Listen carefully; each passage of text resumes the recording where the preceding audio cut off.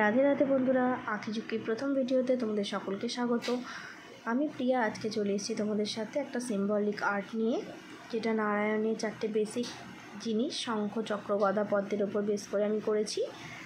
আমার এই চ্যানেলে এটা আমার প্রথম ভিডিও, অর্থাৎ প্রথম কাজ।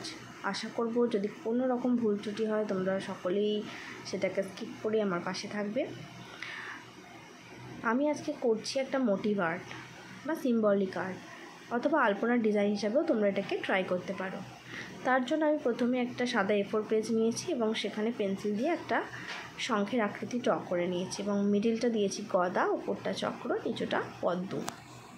এবার দেখো তোমরা এই যে কলকাটা বা এই যে মোটিভটা আমি ড্র করেছি, এবার ক্ষুদ্র ক্ষুদ্র কিছু কলকা দিয়ে আমি এটাকে ভরাট করে নেবো। তোমরা নিজেদের মতো করে এটা করতে পারো, কোনো অসুবিধা নেই।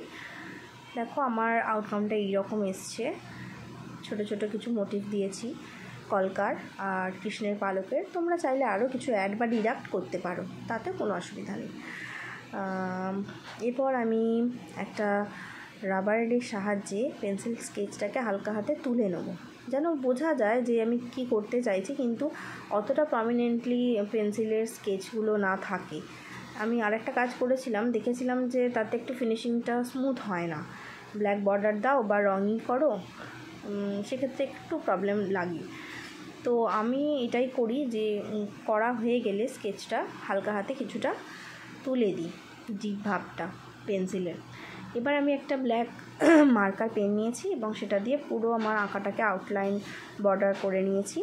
ব্ল্যাক দিয়ে কাজ করার সময় অবশ্যই তোমাদেরকে একটু সাবধানী হতে হবে, কারণ কালো যেহেতু, পুরো জিনিসটা একটু নড়ে গেলে বা অসাবধান হয়ে গেলে পুরো জিনিসটাই নষ্ট হয়ে যেতে পারে। তোমরা এই ব্ল্যাকের কাজটা লাস্টেও করতে পারো, মানে কালার করার পরেও করতে পারো। আমার মনে হয়েছে যে আগে করে নিলে বুঝতে সুবিধা হবে যে কোথায় কি কালার দিলে বেশি খুলবে। আমি সেই কোনো কোনো ক্ষেত্রে আমি আগেও দিয়ে থাকি, কোনো কোনো ক্ষেত্রে পরেও দিয়ে থাকি।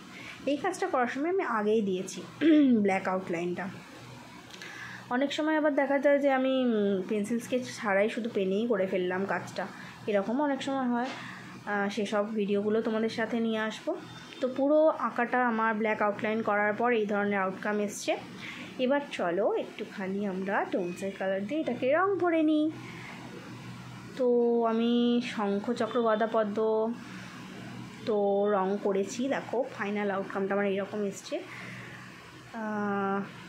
তোমাদের যদি ভিডিওটা ভালো লাগে বা আলপনার কনসেপ্টটা ভালো লাগে, তোমরা অবশ্যই ভিডিওতে লাইক করো এবং জানিও আমাকে কমেন্ট করে কেমন হয়েছে। অবশ্যই চ্যানেলটিকে সাবস্ক্রাইব করে পাশে থেকো।